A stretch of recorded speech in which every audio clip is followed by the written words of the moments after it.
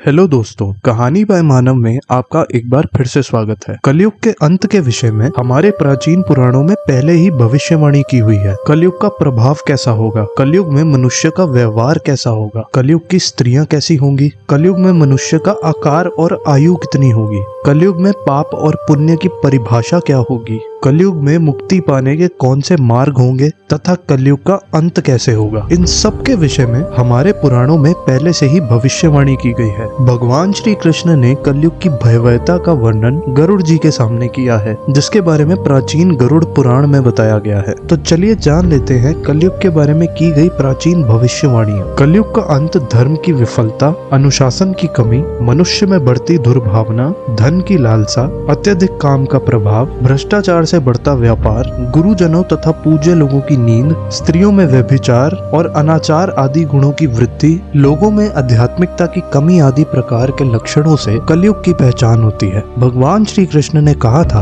कि कलयुग में मनुष्य का मन अत्यधिक कठोर हो जाएगा। मनुष्य अशांत, चंचल और धर्म से विमुख होकर अधर्म के पथ पर चलने वाले होंगे। उन्हें शास्त्रों का ज्ञान नहीं रहेगा। जिसके मुख से जो भी निकलेगा उसे ही शास्त्र समझा जाएगा। कलयुग के अंत में आसुरी शक्ति और अधर्म का विनाश होगा और पुनः नए युग का आरंभ होगा, अर्थात फिर से सतयुग का आरंभ होगा और सृष्टि का ये चक्र चलता रहेगा। चारों युगों में कलयुग अंतिम युग होता है। सबसे पहले सतयुग, फिर त्रेता युग और फिर द्वापर और अंत में कलयुग। महाभारत के युद्ध के पश्चात कलयुग का आगमन पृथ्वी पर हुआ था। ये युग धार्मिक और आध्यात्मिक स्थिति में सबसे कम प्रगति करने वाला माना जाता है। मान्यता के अनुसार आज से 3137 साल पहले महाभारत का युद्ध हुआ और कलयुग का आरंभ इस युद्ध के 35 वर्ष के बाद हुआ, अर्थात भगवान श्री कृष्ण के अपने धाम जाने के बाद हुआ। श्री कृष्ण कहते हैं, कलयुग में लोग अपने स्वार्थ को ही सर्वोपरि मानेंगे। धर्म का त्याग करके मटीरियलिस्टिक उपदेश को पाने के लिए जी जान से कोशिश करेंगे। धर्म में विश्वास न होने के कारण लोग अन्याय पूर्वक आचरण करेंगे।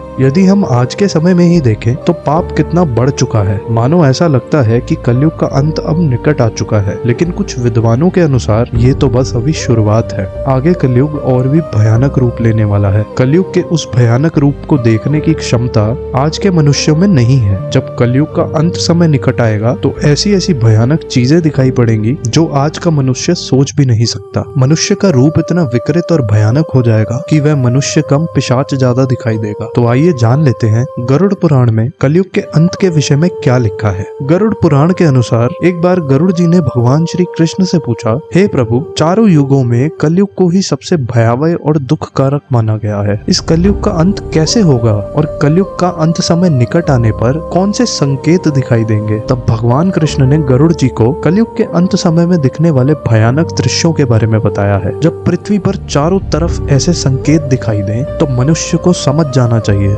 कि कलयुग का अंत अब निकट है और अब सृष्टि का अंत प्रलय से होगा। सबसे पहला संकेत, भगवान श्री कृष्ण के अनुसार कलयुग का अंत समय निकट आने पर मनुष्य की आयु घटकर केवल 20 वर्ष ही शेष रह जाएगी। 12 वर्ष की आयु में ही मनुष्य के बाल पक जाएंगे। उनका शरीर अत्यंत कमजोर और सफेद रंग का होगा। कलयुग में स्त्री 8 या 9 वर्ष की आयु में ही संतान को जन्म दे देगी। कलयुग की औरतें बहुत ही क्षीण और छोटे शरीर वाली लेकिन अधिक भोजन करने वाली मंदभाग्या होंगी। कलयुगी स्त्री कम संतान को उत्पन्न करने वाली और अत्यंत क्रोधी स्वभाव की होगी। वह अपनी संतान को दूध भी नहीं पिला सकेगी और न ही उसका पालन पोषण कर सकेगी। दूसरा संकेत, भगवान श्री कृष्ण कहते हैं, कलयुग का अंत समय निकट आने पर संसार में पतिव्रता स्त्रियां नहीं दिखाई देंगी। एक ही स्त्री कई पुरुषों से विवाह करेगी। लोग पूजा पाठ, श्राद्ध, अंतिम संस्कार, मुंडन और विवाह आदि प्रकार के कार्य नहीं करेंगे। जल के अभाव के कारण लोग स्नान नहीं करेंगे और अशुद्ध ही रहेंगे। कलयुग के अंत में लोग केवल मांसाहार ही करेंगे और कोई भी सात्विक आहार नहीं करेगा। कलयुग में लोगों के वस्त्र तने हुए और चमकीले होंगे। तीसरी बात, श्री कृष्ण के अनुसार कलयुग का जब अंत समय निकट आएगा तो वृक्षों में फल आना बंद हो जाएंगे। सभी वृक्ष फल रहित हो जाएंगे। सृष्टि में हर तरफ केवल शमी के वृक्ष ही दिखाई देंगे। मनुष्य शाकाहार छोड़कर केवल मांस का ही भक्षण करेंगे। कलयुग का भोजन तामसिक और रोग उत्पन्न करने वाला होगा। इसी कारण जल्दी ही लोग बूढ़े होकर मर जाएंगे। कलयुग के मनुष्य गाय की पूजा करना बंद कर देंगे, सभी गाय का मांस खाएंगे और गायों को केवल दूध और मांस के लिए ही पाला जाएगा। चौथी बात, कलयुग का अंत समय निकट आने पर अल्प वृष्टि होगी, अर्थात बहुत ही कम बारिश होगी। खेत अनाज नहीं उगा पाएंगे, धान्य का आकार बहुत ही छोटा होगा और फलों में रस भी उत्पन्न नहीं होगा। मनुष्य भूख और प्यास के कारण ही मरने लगेंगे। मनुष्य को केवल बकरियों का दूध ही प्राप्त होगा। इस प्रकार से कलयुग का अंत हो जाता है और फिर परमात्मा